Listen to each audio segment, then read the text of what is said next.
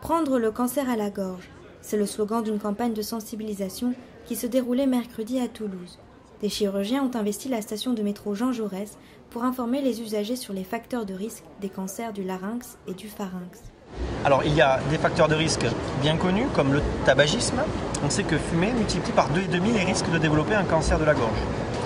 L'alcoolisme aussi, boire, multiplie par 2,5 aussi ces risques. Et la conjonction des deux, quand on fume et qu'on boit, on a des risques qui atteignent 16 fois, qui sont majorés de 16 fois, de développer un cancer de la gorge.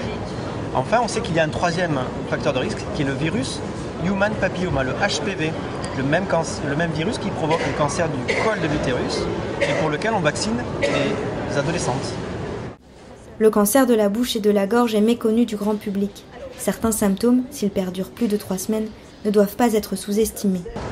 Une douleur dans la gorge, un problème, un enrouement, une voix cassée, un saignement de nez, une douleur à l'oreille unilatérale, ce sont autant de symptômes qui, s'ils durent plus de 3 semaines, justifient de voir un médecin. Pas forcément un ORL, le médecin traitant pour commencer, ce sera parfait. Ce n'est sans doute rien, mais lui saura dire si il faut approfondir les investigations et voir un ORL.